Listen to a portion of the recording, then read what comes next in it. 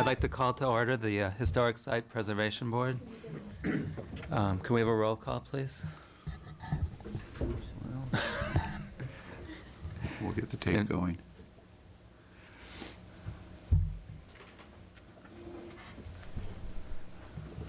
You want to do roll call? Oh, yeah, you do. Good morning, Chairman Iserman, Present. Shevin Rush, Present. William Scott, Present. John Williams, Present. Lee Bedsoe, Present. Ron Chesak. Present. James Hayton is Absent. absent. Thank you. Can we Thank have a you. report of the posting of the agenda, please?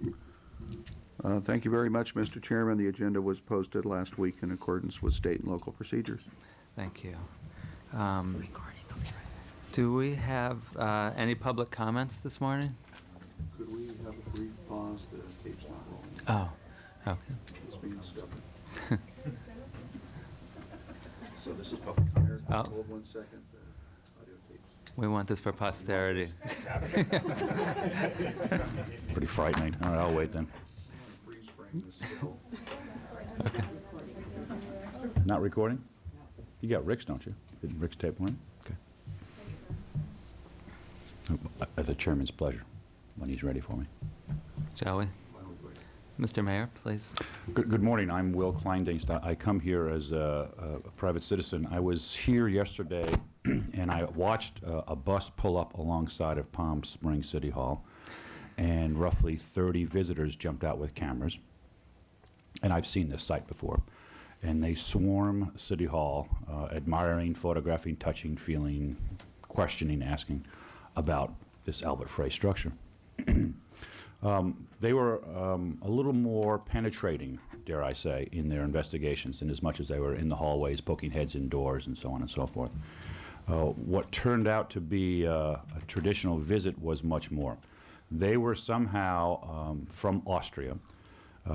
They had arranged for a tour of Palm Springs modern architecture, and I don't know who they had represent them, but they were alluded to believe that they were going to go to Bob Hope's house, they were going to go up to Southridge and see the Elrod house, get in to see both Neutra homes, and ad infinitum. They had a list of properties that they had hoped to go see, many of which all of you know are impossible to physically get into without real close contacts with the owners of the property.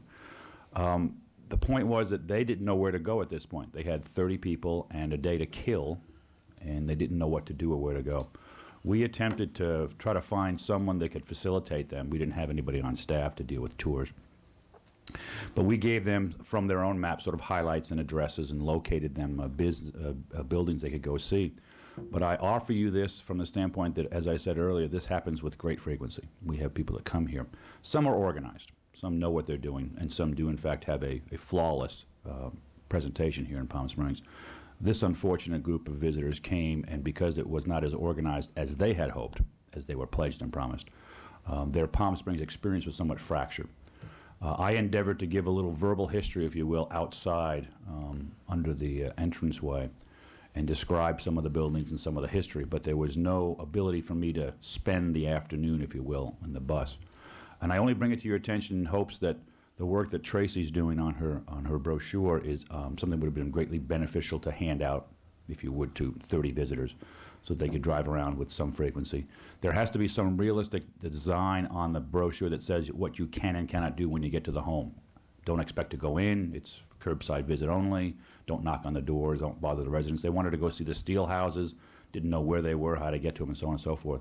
So if you can work to try to make a program, a printed matter piece, a collateral piece that can be handed out, that can give as much detailed information to those who have no idea what they're going to see or what they can see once they're there.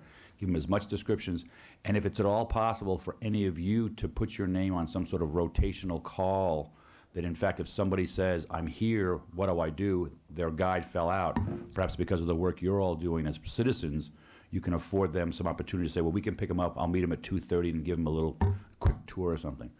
They kind of fell through the cracks yesterday. We had nothing to fall back on. There was a frantic series of phone calls being made. I don't know the eventual outcome. I had to go back into meetings, but you got a call, I know, Jim. I know you were on the list. Yes. And you may want to report what you saw. These were hungry young architectural students from Austria that really wanted to see Palm Springs, and if you will, the postmodern pieces here. And there was no one to help guide them in their endeavor. So we did the best we could from here, just to bring it to your attention that if we have the collateral piece and some sort of call, rotational piece, obviously staff can't drop and walk out the door. I know many of you have jobs and demands otherwise, but just to put it in the hopper, let you be aware of what happened yesterday. And again, not a frequent one to where they haven't got somebody in line, but it was a difficult task for us to say, that's all the time we have, we got to go back inside. They appreciated the fact we gave them, half an hour, but they just came here with such a hunger to see us in our history, and there was no ability to connect it. Just for you to know. And if you can get the information to the visitor centers so that at least the visitor outposts, concierge could say, well, here's a guided tour, something along those lines. Just to give you an idea what's going on a day-to-day here. And like I say, happens all the time. I'm in meetings in my office, we're talking away, and all of a sudden, there's people looking in the window, photographing windowsills, looking at, I mean, it's amazing what they photograph, but they do come here with tremendous interest as to what this building is. Just a personal report of what happened yesterday. And I'd be curious to hear what you say, Jim, about your involvement. Thank you. Thank you. To give you a brief report on what my end of this, it was 30 architecture students from Austria, and they came over to my neighborhood. And I mean, it's very hard to handle these things on a 5-minute notice, because when I have tourists come through, I spend a day cleaning the house and putting everything away. So, but I did let them come over, and I gave them the history on the house and walked them around the neighborhood. But I also gave them the ModCom map of Palm Springs, because it has 50 modern sites and a map that you can drive by, and it very clearly states that you are not to disturb anybody who lives in these houses. So they were very happy to get that, but it was 3 o'clock by the time they got that map, so I don't know how much they got to see. Where are the maps available? The ModCom maps are, well, I thought they were available at the City Hall, but I guess not. They are available at the Visitor Center and at Could I make Modern Way. a quick comment, Mr. Mayor? At the Visitor Center, they do have the older version of the map, and they have the ModCom maps. They're for sale. They're not free. So you might consider, because Linda's doing more work with modernism now, that sending them there first, and then they would have a map to go with. So just as a thought, I'm sure you thought of that, but They had seen Albert Frey's Visitor Center that's not occupied at this point, but they did not stop at the Visitor Center. They drove by it. And we tried to redirect them back up in there, and suggested visiting the Visitor Center. Again, they came here in such a disheveled state. They were totally disorganized. They had no idea what to do. They didn't know where to go. They had no leader. They didn't know who to turn to and say, where do we go? So they came here looking for some direction.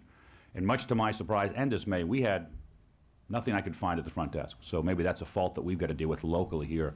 maybe we should have the architectural guides and the maps at the front desk. At the front desk. For purchase. And They do it might come. be a good idea for this board to interact with the Visitor Center, and so they have a better understanding. I'm sure you could get more information about the Wexler houses than anybody at the Visitor Center, but that's Maybe- a training issue. Maybe we can get those little videotapes you rent when you go to the national parks. Leave your driver's license in the door, and thank you.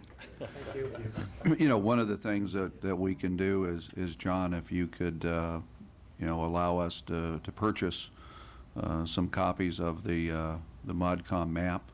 What we can do is make sure that they're available in the clerk's office as well as the planning office. We scrambled yesterday right before design review. It was about the time we got the word that they were here, and my staff was committed to a public meeting, so we couldn't download and run. On any other day, we might have been able to, put somebody out and at least help guide a tour. We've done things like that before, where at the last minute we've kind of scrambled, not so much for this type of organization, but what we could do is have the map, the architectural guide, and things of that nature available. What we might want to do is put a work program item together, and since the work program is on your agenda today, maybe during that part of the agenda we can talk about developing a work program for the the parachute, when we've got somebody that's going to leave with less than meeting their expectations. A call list of people who could and possibly be available to do a quick tour. things of that nature might be something that the various foundations and societies and the like would like to do a docent's tour. I can tell you the minute we open at the Tramway gas station, we're going to need a docent there to talk about the building, or the tourism people are not going to sell tourism. They're going to be talking about the building, and so there might be, an overall program, because I don't think once we open that facility, that bus isn't coming to City Hall first. It's stopping at the gas station, visitor center, and at that point the expectations will be fairly high. And while the visitor center is going to be able to hand out material and answer a few questions, 30 minutes away from the desk when their mission is to sell hotel rooms, is going to be a challenge. But Well, actually, the mission is not necessarily to sell hotel rooms for the visitor center. The mission is to inform the public of what there is to see and do in Palm Springs. yeah.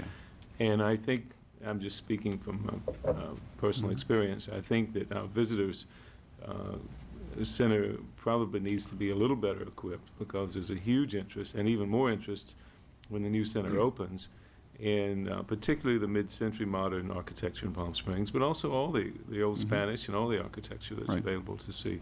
I would So- agree. I would agree. And I think that, let me finish and let you chat. I think that maybe as this board could work with the visitor center and try and I think it's a great idea to put together a program, perhaps have someone at the busiest hours there on staff to talk about the new visitor center and the history of the building, and then perhaps just highlight some of the other buildings here in town. And we would, I don't consider myself an expert. I know some people here are more expert on the subject than I am, but we could put together a brief history, perhaps, that we could talk about, so those who were there who may not have had as much exposure could at least be versed on what to say. I think it's a great idea. Yeah, we're going to have opportunities at that visitor center that we've never imagined, and I can tell you that on Friday's meeting, when we talk about the visitor center, the idea is to brainstorm how to make it, not bigger but better, because of the new location, and the challenge is going to be to how to get all of the information in that center, because we've got requests coming from a number of agencies. But we'll do that discussion on Friday. We've got a separate meeting on the visitor center. But maybe during our work program discussion, item 8 on the agenda, we can talk a little bit more about how we might react to last-minute tours, and what type of a program could be put together, almost a speakers bureau, and you could have people that might be willing to volunteer, when needed. And it might be a great service for the community. We might find we've got people speaking at conventions that we never expected the convention would be interested if we gave out material at the convention center as to what types of resources are available in the community for getting people excited about the community they came to play and maybe work in. Just a quick follow-up to that. As most of you know, I have a hotel. We have 24 rooms. We were full this weekend. 3 of the rooms were in town for the Modernism show. So that's over 10% of my business was as a direct result of that show. So. Thank you. We'll continue this discussion a little bit later. I'd like to skip down to agenda item number 5, since we have Tracy Conrad visiting this morning. Tracy, would you like to come forward? And I don't know, do you have is there a staff report to proceed, Tracy? Yes, Tracy Conrad is here today to talk to you about the brochure. Thank you. Good morning, Mr. Chairman and esteemed commissioners. I present myself in person because I know that you have all been anxiously awaiting the latest iteration of the architectural guide, and I wanted to explain to you why I'm even still involved, and that I'm not usurping the board's provenance. Hopefully that you'll feel that way after you have a chance to query me and understand that I served on the HSPB for 4 years and just finished my term to matriculate to the Planning Commission on July 1st when you all were seated on this board. And the reason that I was interested in the HSPB in the first place was because of this architectural guide. I am amateur preservationist and historian, and I was very interested in the history of Palm Springs, and I brought for you the piece that, this is a little present from me, it's the piece that I first got when I came to Palm Springs, so this dates from the 1980s, and I have one for each of you because I don't know if you've ever seen it. And I thought it was inadequate for telling the marvelous and rich history that is Palm Springs, both architecturally and culturally. And so I wanted to join the board way back when because my objective was to rewrite this brochure.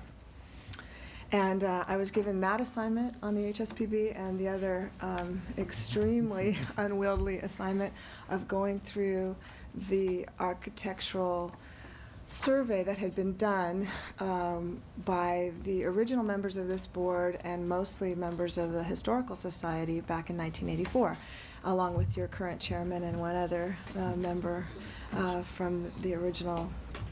You can have that one, Jing, if you want. Anyway, so that was a unique position because having gone through the survey that had been done in 1984 and my association with the Historical Society, I think helped allow me to understand what was available and then could help to distill it down for a piece that would be printed by the city. And this is what the city offered. And if you look at it compared to today's brochure, I think you'll understand what a remarkable transformation we made, especially considering the budgetary constraints. So the first thing that I did was wanted to go back to some of the original old pictures because it's just an amazing treasure trove that exists at the Historical Society. And this brochure that I just gave you did not have all of the old pictures. It had some contemporary pictures, which was really, I guess, maybe very recognizable, but not as interesting to me. I want to see the old pictures. And so we went back to the Historical Society and with the help of Sally McManus got old pictures and then went along the sort of difficult path of trying to procure permission from people to update the brochure and put their private home in it, and then also get a historical picture from it. So we went to Julius Shulman. He was kind enough to lend his pictures to this publication without charge. I went and interviewed Stuart Williams extensively, not only about modernism, but his father was one of the first architects in town and worked for some of the pioneers in town, and was the architect on the plaza, and so got to have Stuart's input on what the brochure said about architects even prior to his tenure, and went along like that, similarly interviewing lots of people, and then went and pleaded with the mayor, who, with the council, were kind enough to fund the reprinting of this, and had the vision that this is something that the city needs, and there was no money in the budget for this, and they came through and let us expand the booklet marginally. We added quite a few pages, and when I chose to put in the tramway gas station, it had not yet, I don't believe, been designated as a Class 1 site. So it was very, showed a lot of foresight on the part of the mayor and the council to expand into the mid-century modern, in order to capture that portion of our history, which had up until that point not at least been published here, and anyone that was looking for those kind of sites typically ended up at the Historical Society and got maybe a Xerox of Tony Merschel's outline, or they got Sally's handwritten note, well, here's where you go, and so it was very nice to be able to add those into this piece. And obviously since that time, and I think the reason that I'm sort of still involved is right at the end of my term on the HSPB, we ran out. And and so there was an opportunity again to expand and add. There are several new Class 1 sites since the latest iteration was published, so those need to be added. And the delay has been things like, I'm waiting for one more Julius Shulman picture, and it's, he's kind enough to say we can have it. It exists, and so it's just a matter of procuring those. And that's what's been going on for the last 6 months, basically, along with getting the type and the copy. And the things that were added were my editorial choices in consultation with a lot of people on the ModCom, and that might have to be slightly changed. And I will hopefully not. I would love to answer any of your questions and make you feel comfortable, and think that you'll have a proof shortly here, and that it will be to your satisfaction since it has your name on it, even though my heart's still here. So, what? Go ahead, Doug. And kind of the good news when it comes to printing, we've got new printing equipment, and it will be more cost-effective and quicker to print than it was previously. So, that's always a good news if we can bring the per item cost down and not have to print as many. Typically if we print thousands of them, we have a storage problem, so we'll be able to get the cost effectiveness without having to have boxes and boxes. Although I can tell you we go through them very quickly right now. One is I appreciate, Tracy, the work you've done on this. It's a great brochure. And I think my only concerns are that one of us from the board should be working with you, because the next time it has to get printed, someone else needs to take over that responsibility. So it would be good if you could kind of take someone under your wing and help them. Absolutely. Mostly what's going to happen with this iteration is just adding the new Class 1 sites, Right. and doing some typographical, correcting some typographical errors. Mhm. And then it needs to be repaginated because of that, and the map needs to be adjusted. Right. But whatever the board's direction, I'd be more than happy to follow. And the other is, because it does come out under our name, I personally just have felt, a little bit out of the link here in terms of knowing what was going to go on. I'd heard there was a rush to get it out, and that's why we weren't involved, and, that rush has taken 6 months, and so, nothing detrimental, but I just think that we need to be a little bit more involved. And I apologize for that, and I know you've been asking Doug, and so I offer myself up as the excuse. Sacrificial lamb. We've been blaming him. It's right, and it's not at all the fault of staff. And I can tell you, I could bore you with the actual logistical details of the difficulties, but needless to say, How can we help? it's pretty much done. Done, I'm waiting yeah. for the last picture I'm waiting for is the fire station, which would be nice to have a historical picture of the fire station.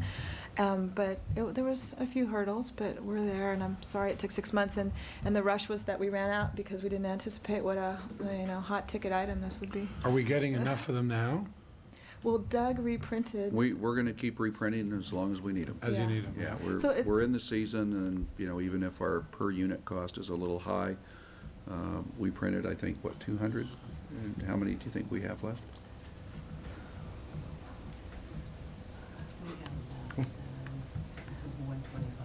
Yeah, so, Can I say, Tracy, Is that enough? I mean- being familiar with this one and the one that you did, the second one, or the middle one, I guess we'll say now, Yeah. was so far superior. Well, thank you. Congratulations on including. Well, I think it's still, a long way from the definitive treatise on Palm Springs, but it certainly incorporates, I think, some of the highlights. And for the average visitor, Mhm. I think it does a good job. I'm sure the mayor's not satisfied with it, because if you all don't know, the mayor has quite an extensive knowledge of the history of Palm Springs as well as a collection. Could you tell us what other sites are being included? You said the ones, the recently designated sites, but what So else the- beyond the second version is going to be in the third version? The Miller House, the Steel Houses, and the fire station, I think, are the top 3 new Class 1 sites that were not designated at the time of printing of the last version. So only Those are the only another 3 additional pages per se. Well, and so since there'll be, to add 3 pages, you have to add 4. There's an opportunity to maybe pick up, the bank buildings are only included because, and the tropics and those sorts of buildings were only included because I thought those were sites that people come to Palm Springs to see that are uniquely Palm Springs. And so those are not designated sites. No. But I included them because I think it's an important part of our history, and many people are here to see those. I agree. They should be designated. And they will be staying, In nothing is being anticipation dropped of- out, correct? Before a reprint, yeah. Okay. And so there was a whole bunch to choose from when we did the last iteration, and so it won't be hard to pick another one for the last page. If there's 4, it really kind of depends on what Steve says, how many pages there are that can be added. Steve is your head of your print So shop. what, do we have a projection of when Oh, you Mr. should- Schulman will release his photograph and all of that? You know, I call every few weeks, and I think he was busy with the Modernism show this weekend, and so, but he was here, so hopefully it can be dug out of the archives, and I don't think we have to wait for that to have the proof to you, and then as soon as the scan of that is available, then Doug can print it. What other questions can I answer? I really do apologize for the delay, and it's not staff's fault. Thanks for making it happen. You know, Yes. Yeah, I wanted to thank you, Tracy, for all the hard work you've done on this. I've been one of the people who's offered my slight editorial Yeah. help, and I think it's going to be a far superior each version of this. And I guess I'd like to, since Tracy's here, is there any board member who would like to volunteer to be taken under Tracy's wing for the next version of this? me. I'll help if somebody reads everything. Okay, that Let's would be see what we great, do. Ron. Okay. There could always be more. I'll pass it on to you. And you know, just as an aside, Doug, I think I need to give to you for the files the original permission letters, which I still have, so that the city never gets into trouble for having used things. Okay? Okay. Am I allowed to volunteer? Is that okay? Yes, you are. I mean, it's All a right. All right. big responsibility. Okay, thank you, gentlemen. Thanks. Thank you, Tracy. Thanks, Tracy. Okay, let's move back up to the top of the agenda where we left off. Did everybody get a chance to look at the minutes for February 11th? Does anybody have any corrections, or can we have a motion to approve? I'll make a motion to approve the minutes. Second. Second, all in favor? Minutes approved? Mr. Chairman, Yes. before we've already actually left, but are we going to go back to item number 8 for other discussions of work programs? Oh, yeah, we'll go back down the whole Thank you. agenda. Thank you. Chairman's report. I guess all I really have to report is that the evaluation process for the survey is underway, and hopefully we'll have more to report at the next meeting. And if I could add to that, the funds are here, so we're ready to go once we select a consultant, get the contract in order, and get the council's approval on the contract. Right. And how long do we expect that to take to be efficient? 6 months. The survey itself? Yes. Well, the approval But- process first, and then the survey. The approval process shouldn't take very long. Yeah, but, the survey itself is about, you think it takes About a about 6 6-month months survey. for them to go through? Yeah. Yeah. You know, what Just what curious. normally happens is we'll select the consultant. It's a qualifications-based selection process. Then we sit down and negotiate the actual contract provisions, which are pretty well spelled out in the proposals and timeframe, and put a contract together and take that up to council. There will be a delay. Our purchasing department actually does the contract work, and I can tell you they're backlogged with contract work for the city right now, so I can't tell you how long it will take to actually get the contract in order. Provided the consultant's willing to work with our standard contract, we should be able to move reasonably quick, but once we select a consultant, it's usually somewhere between 2 and 4 weeks to get the contract up to council. Okay, moving down to agenda item 1. Do we have any new discussion on the city's historic preservation ordinance? No, sir, Mr. Chairman? you. Could I, just, since we're on that issue, could I get a little bit of more clarification of the Class 2 historical designation as regard to if a building is if a building is a Class 2 site? I asked for Class 2 clarification. If a building is a Class 2 site and the owner wants to either remodel or demolish the building, is there any process that is required for the owner to take through this board? On a remodel, no. On a demolition, we could issue a stay of demolition under the ordinance. And the way the building permit center is set up, you should not be able to get a demolition permit without contacting planning staff. But stay of demolition could be imposed on any project that meets the time criteria. I think it's 45 years or older, in the ordinance. So on a Class 2 site, while it doesn't have any protection specifically in the designation, the ordinance does offer the ability for a stay of demolition relative to that type of structure. I would think that for a number of the Class 2 structures, since some of them aren't even in existence, they're recognitions of sites that previously had structures. But the other ones, for the most part, the Class 2 structures probably gain value because of the designation, and might be challenging for a property owner that paid extra or currently has a greater value because of designation to maybe tear the building down. You can never predict what private property owners do. Somebody could obviously fall in love with the neighborhood, but not the house. So stay of demolition is a challenging process, and hopefully we won't get to those again because it stresses everybody, and normally at that point somebody's emotionally invested in a different type of structure on their property.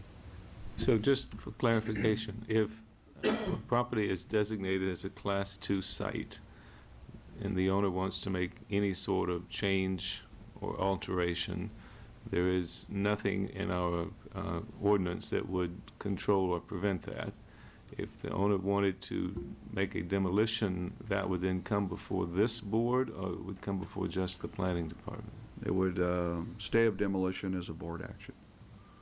Staff would impose it quickly, and then we'd bring it right up to the board. The point that I was getting to is in this discussion with some owners, while they're hesitant to go with a Class 1 designation, a Class 2 is something that they perhaps perceive increases value, while it doesn't restrict what they can do with the building. So that was my point. Mm-hmm. And that's consistent with things that we've run into when we've talked to property owners, that Class 1 designation is concern. Class 2 designation is recognition without, the regulatory part of it. Great, thank you. Member Scott, can we have an update on the Palm Springs Preservation Foundation? Yes, I'm going to update both on the foundation and a little bit on ModCom. This last weekend was a great celebration for the citizens of Palm Springs as well as for all the visitors that came. We had the Modernism Show, which was 75 dealers selling items from mid-century, roughly the 1930s to the 1970s, dealing in furniture and antiques, artwork, decorative arts, jewelry, books. It was held at the Convention Center. Friday night, the opening preview gala was a benefit for the Palm Springs Preservation Foundation. We were expecting the largest turnout we'd ever had, which would be 250 people, and we ended up having over 450 people attend. It was a smashing success. Both the ModCom group and the foundation had booths at the event over Friday night, Saturday, and Sunday to give information to the visitors, and we had visitors from all over the United States. We had a tour group from the Santa Barbara Museum of Art. We had people from New York and Minneapolis, everywhere. It was a just smashing success, and we were able to produce a lot of information about Palm Springs and the architectural elements here. The foundation had Julius Schulman visit and sign his books and talk. We also had the artist Shag, who had put out a limited edition serigraph about Palm Springs, which was for sale, and we sold out the first night. It was an unbelievable event. We had people lined up out the door.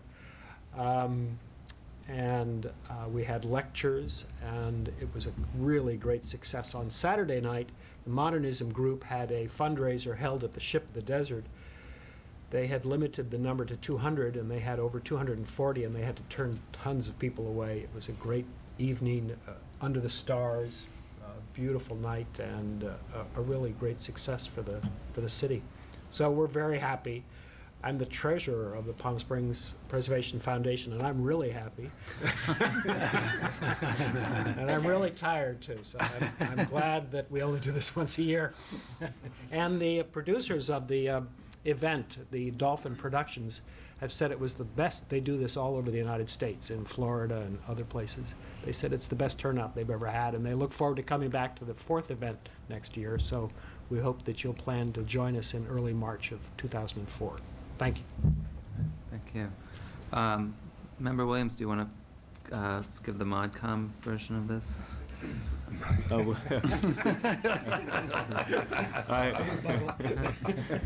I had asked Bill to make more comments because due to business obligations, I was tied up this weekend and didn't get to go to most of the events. Okay. But I would just mention that the next ModCom meeting is on Saturday at Modern Way, and those who are interested in being part of it should. It's at 10 o'clock on Modern Way on North Palm Canyon, so hope you can join us. Thank you. Member Bledsoe, do you have an update on the Historical Society? I do have a little something here. This was actually this past Sunday. We had a lot of overlapping activities this past weekend. This was the community event of the year, it says. This is the re-bringing out of the Palm Springs First 100 Years by former Mayor Bogart. I was unable to attend because I actually had some friends in also, but I'm sure it was very well attended. I think the book was available for sale at the Palm Springs Library. I think it probably still is available at the Palm Springs Library, and also probably at the Historical Society. I'm going to make the assumption because I know that Sally McManus was heavily involved in getting all the pictures. If you read the article in the paper, they had lost all the original plates, I believe, on the original book, and so they had to basically start from scratch and recreate everything for the new book. Wow. So that was a lot of work, and patience put into that. I think it's certainly paid off. So maybe something to look for our first 100 years in Palm Springs. So thank you. Mr. Chairman, if I could add, it was standing room only for that event at the library, and I'm sure Mayor Bogart is still suffering from cramps because he had a very, very long line of people that wanted the book signed, and at a mere mid-90s in age, his wit and humor was, as always, as high as anybody's. That's great. Thank you. Agenda item number 6 is an update with members' contacts with potential historic site property owners. Do any board members have anything to report? Actually, I can. How about you? Well, I can report that I have not been able to contact one of the two. I have left messages, and so we'll hopefully have more to report next time. But the second, that was the Wexler family home on Verbena. The second property was the Idris house in Little Tuscany, and our great good fortune was that the owners actually contacted the chairman to discuss that issue, and he can report on that. So. Yeah, I met with J.R. Roberts, who is the current owner of the Idris house, and he's very interested in putting the Stuart Williams house forward for designation. So hopefully we will have a package to present at the next meeting. So, and I sent formal letters out to the other people that I had said I would contact. So. In initial contacts, one of the reasons I asked about clarification of Class 2 is because the people I was contacting are commercial property owners, and unfortunately there is a great deal of hesitation to put, as you know, Doug, to put a commercial property up for Class 1 status. But I'm working on it, so we'll see. Okay. Well, I'd just like to remind everybody that it's a time-consuming process, and the sooner we start, the better. So, thank you. Mr. Chairman, if I could just comment. Yes, please. Just really encourage the board to not undersell Class 2 designations. because one, it gets people in a position where the property's recognized. I'm a firm believer that in the right instances, it helps property values. And I think that all of you would attest to the fact that historic interest has pushed property values in this town. And also, it may be the first step to somebody being comfortable with, maybe after a Class 2 designation, to say Class 1, and even if it's residential. And one of the pitch points on residential, obviously, is if they're willing to enter into an agreement for a Class 1 designation, they're eligible for the Mills Act.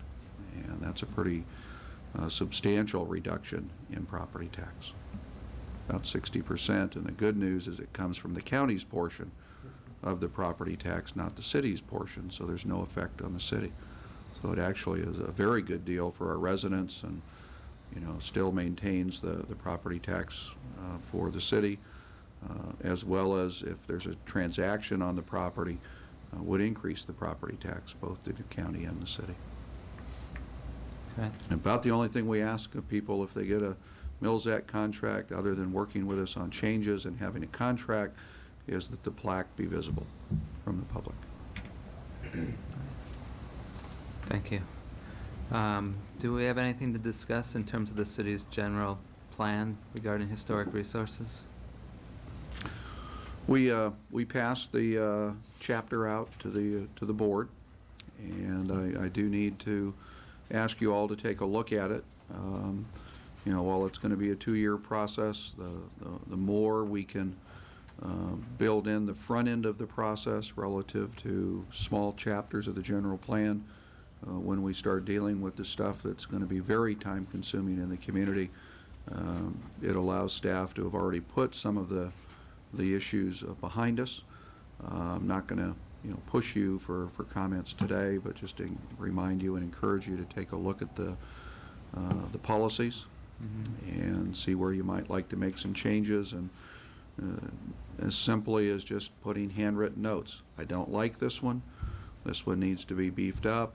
Could we make this into a program, things of that nature? We really don't need to worry about wordsmithing today. It's what I'm trying to outline is a work program to see where the resources need to be allocated. Well, I guess I'd like to suggest that we all read it, if we haven't, before the next meeting, so we can begin the process. Yeah. And I think a key element of that is going to be the survey. That's going to be a critical component of your tasks in the future. And when we take a look at what the survey says and what an outside opinion says about resources, at that point we might again take a look at the policies. So, if I get input from you today, I'm not going to tell you it's final input. It's certainly a work in progress.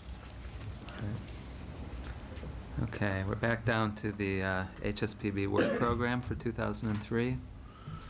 Yes, Mr. Chairman, one of the things that each board and commission is required to do is to provide the council with a work program. And what we do normally is we put the work program in what becomes a report from the Department of Planning and Zoning, where we have a work program from both the board. We also have one for the Planning Commission. And eventually it's an overall informational document that really talks about everything that the Department of Planning and Zoning does, and then the individual work programs for the boards and commissions. What we've done is we took at last year's program. For some obvious reasons, we didn't get everything accomplished. I anticipate this to be probably the most successful year for the board relative to the survey. I don't think there's going to be a better opportunity to expand the interest in historic preservation than the first what I call professionally prepared survey. We've done some with labors of love, but again, a little bit different than somebody that does this in other communities. The outline is pretty straightforward. I would like to just comment on where I think we're going to spend most of our time this year. We're going to spend some time on historic preservation, general plan policies, plaques, I'm going to make a suggestion, and we don't need to follow up on it today, is that possibly one or two board members this year do a survey of the existing properties that have plaques. Take a look at the condition of the plaques, the presence or absence of the plaques. I've not heard any reports that any are missing. They'd be awfully hard to pry off, but they're really nice, so that in theory that could occur. And also make sure that they're still visible to the public. We do have 2 Mills Act contracts, and one of the provisions in both contracts is that the plaques are in a place that you can see from the public right-of-way. And I have a feeling both of those properties probably need some adjustment in plaque location. Excuse me, while we're on the plaques, can we have a update? We have one outstanding plaque for the Miller House. We had one, we brought it up at one meeting, and then I thought we were going to see, A while ago, Yeah. actually, Yeah. wasn't it?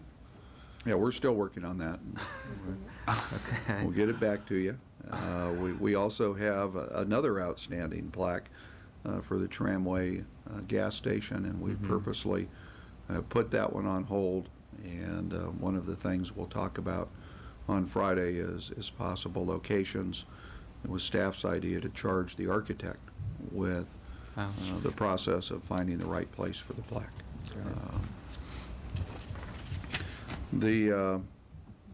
But, you know, insofar as a plaque survey, I just think it would be good every so often to validate that we're still in good standing. And, you know, it's also a good opportunity for one of the members to just become more familiar with all of our various sites. That's a great idea. Do we have anybody who would like to volunteer to survey the plaques today? I'll take on the plaque audit. Thank you. One of the plaques I have been able to find is at the Carrie Perosi House. Can you tell me where that is? I actually went and looked for it and couldn't find Yeah, it. it needs to be relocated.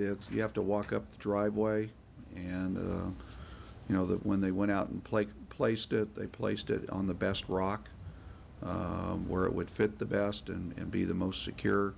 And we probably missed the location. So under the Mills Act contract, it requires that it be in a place that's visible from the public right-of-way.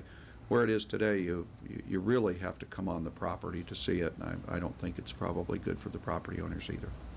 And is that one of the 2 Mills Act properties you mentioned, the Carrie Pros? Okay. Yeah, and that's a follow-up item we need to work with the property owners on. The other plaque, because I've actually gone out and looked for plaques myself, it's hard to find, is for the Oasis Hotel Tower. So if you're looking at, I mean, that one's sort of back there. It's To really the court difficult. area. I don't know if that could be moved or not, but the others I looked for were quite obvious and quite nice, I might add. Yeah, we've tried to get good locations, and on private property, we also try to respect the desire of the property owner because we're placing something on their property. The Oasis building, I wasn't involved in the plaquing of it, so I don't know if there was a decision made to put it in that location. But if after Board Member Rush does a survey, if he sees, you know, one of the things he might want to put on his list is it in the best location? And then we can go back and talk to property owners about better placement for recognition. Mr. Chairman, you know, under the plaques, we have not spent the $10,000 from last year for plaques, so we've got some money carried over. Actually, we've carried over a number of years, so we have a pretty good little. We've been very lucky. Not funny. That's not funny. We should be doing it. You know, Well, it we- isn't funny. We've plaqued about everything. So what I've done is the past few years is we put $10,000 in the budget for plaques, not knowing how many properties might be designated. So this year we have a little extra money. And we're gonna use that for contingencies. One, if we were to plaque a whole bunch of buildings, we wouldn't be held with a budgetary constraint. We might find that our survey needs a little boost at the end. So we've got a little reserve there. I can tell you that it's unlikely that in this year's budget considering what the state is promising to do to us, that we'll probably get the allocation we got last year. I put it in my proposed budget, but I'm not sure it's going to make it to the final budget. But we're in good standing relative to funds in that account. With the $50,000 that was just added, it looks like we could really do something today. And I'm looking very optimistic the fact that we've got some reserves, and the finance director recognizes that we kind of need to keep that money there for the program. On the issue of plaques, do the Class 2 sites automatically get a plaque, or is that, it's been so long since we had one, nobody knows? Or I think they're plaqued. Yeah. Yeah. I know the Yeah. Mousy Powell House Yeah. is plaqued. I don't know about the others. I think they're plaqued. I think, So that's something we could offer, say, a commercial property owner. They would be getting a plaque that would Mhm. designate as a Class 2 site. right. That's good And to as know. the board recalls, we've got the modern plaque and the more traditional plaque available, depending on the style of architecture, so that might be something. And quite possibly at the Kaufman House, because of the board's policy to only have one plaque when it was plaqued. That might have a little bit to do with why you can't find it. It wasn't the Kaufman House, it was a Perosi House on the Yeah. Swell, okay. Did you find the Kaufman plaque? I don't think you'll find it. No. Yeah, they weren't happy with the bronze, that it just didn't fit the style. Where is it? I drive by that every day, and I've never seen it. It's behind the fence, behind all the security? It's in a secure location. I'm never, But, you know, that's what we- one, I'll just tell you right now. What we might want you to won't do see. is, after the survey, we might want to write them a letter and indicate that, if they'd be willing, it's really a policy issue, but I would say if they'd be willing to purchase a new plaque, we could go to the more modern version, and it would probably be something that fits that building better. On numerous occasions, I've seen people there looking for it. Is this the right place? Are they looking at the right thing? And once you look at it, obviously, you can't wait to look at it more. Yeah. But, yeah, there's no way you'll find that one. And they're challenged because it's probably the number one property to look for in town, and livability is a factor for people that have prestigious houses like that. And is that the other Mills Act property? Mhm. And would there be a requirement that their plaque be visible to qualify for Mills Act? So that is something that would need Yeah, to be we resolved? need to fix that. Okay. Yeah. And I think, one of the issues is size of plaque as well as maybe the design of plaque and what. It could be done well, though. Yeah. On one of those big rocks and all that. And something else could be And done. it doesn't necessarily, we as long as it's visible from the public right of way, it doesn't necessarily mean it has to be in the middle of the road where, it stops you in your tracks every time you go by it. We can be discreet and still meet the criteria. And we want to be respectful because, that is a house and they do like to use it occasionally.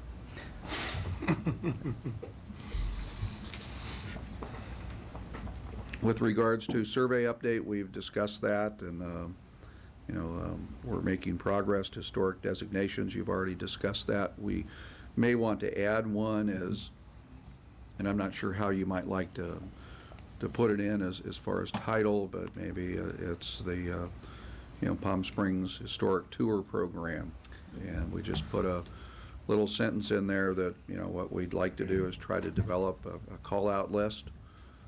If we have stranded visitors that need help, so that we at least could go down a list and maybe find somebody that could pop on a bus.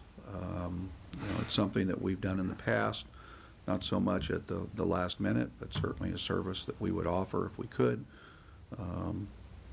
The guided might want to start talking about, whether the contact list actually could be a tour guide list. The tour companies could call people, and have almost a docent type program. Now, one of the private groups may want to do that. To me, it would be a great fundraiser for donation. If you had a volunteer docent but received a donation, for the services of somebody that could pop on a bus. Bus tours are fun. I've done a number of them for different groups, and this is a great town to do a tour on because you just don't know what they're going to ask you, and it's really a lot of fun. Doug, and Mr. Chairman, I'd like to, since I'm involved with tourism pretty closely, I'd like to sort of take that on as Great. a challenge, shall we say, and meet with Linda, who I serve on a couple of her committees and boards, and just do, for the next meeting, just do sort of a survey of what we do have available, both at the Visitor Center and here at City Hall. Try and get the ModCom maps available here at City Hall, and then report back to the board next time just exactly what we do offer in town for sort of those last-minute tours, and then for the people who plan ahead. You know, Robert Umber has a tour group that he does. I don't know. Right. He might be able to do Well, something. there's a number of people who seem to have made a cottage industry. Of leading tours around Yes. town. So I'll report back if that's all right with you. That'd be great. Thank you. Could we maybe just call that maybe Historic Preservation Public Information Program? And, you know, if you have a more creative name for it, what we need to do is put it in and then do a quick little brief summary of what we'll do, and it's really not that important what the exact task is, but to report to the council, you know, the direction of what the board's looking at. And, you know, I think we have enough information from today's discussion to write a quick little paragraph. As you can see, we don't write a lot for the work program. Mr. Chairman, we do need the board's consideration of this one, and if the board's comfortable with the work program, you can make adjustments throughout the year. We do need you to vote on it today, so we can provide it to the council as part of their Okay. board and commission update. Can we have a motion to approve this with the, I assume with the inclusion of this new topic? Which we're calling Historic Preservation Public Information Program. If you'd like to call it that. That's what you call it. Yeah, well, I'm just, we've got to write it up and turn it in by Friday, so. Yeah, good one. Okay. The only thing that's not on here as part of our program is to try and get more of our architectural resources here designated as either Class 1 or Class 2 sites, and I know we've sort of taken that on as an objective. Is that, I mean, I don't, Well, it's under historic designations. We could add local, you know, city. this is State Office of Yeah. Historic Preservation. Oh, I see. Well, We should add city to Yeah. that. Good catch.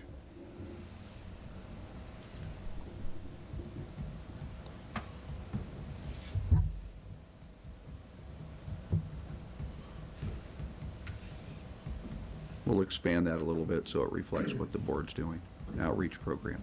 Thank you.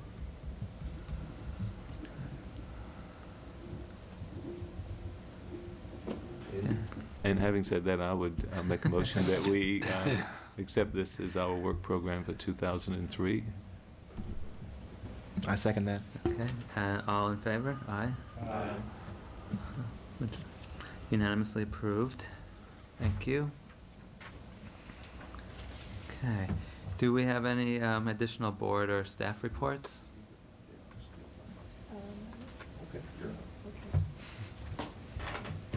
Mr. Chairman, I just wanted to give a brief update on the Wexler Steel Homes placking.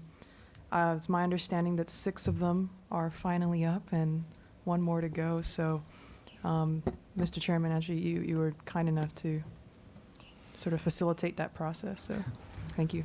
As a citizen, That's right. as a property Yes. owner and citizen.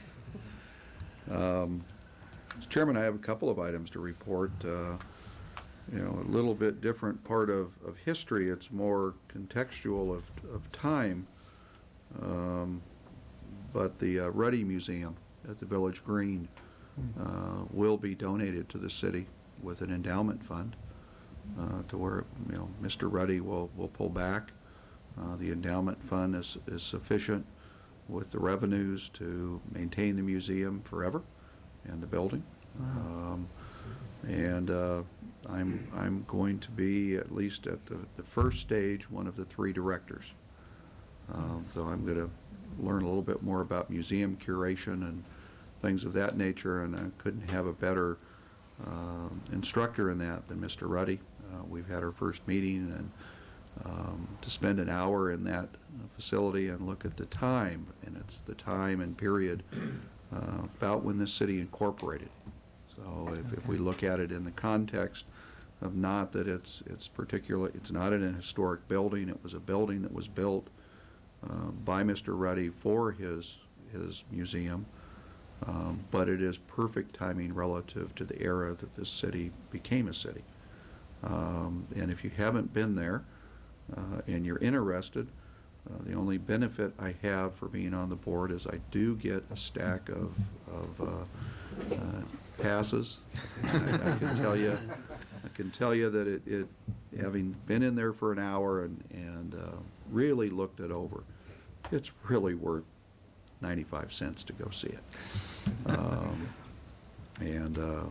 So a little bit different tact, and it's something that the city's going to have 3 directors involved in it, and we have to do some decision making once it's actually conveyed to the city, because I'm not sure that the staff members are the correct people on the board. Not that I wouldn't want to do it, but there may be a better place for this.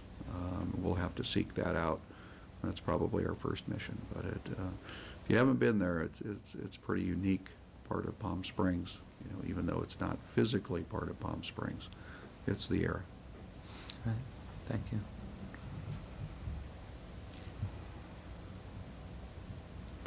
That's it. Any other reports, staff or board? All right. I'd just like to remind everybody that we have a special meeting on Friday at 8:15 a.m. And we'll see you then. At that, I'll adjourn the meeting. Thank you. Thank you. Thanks.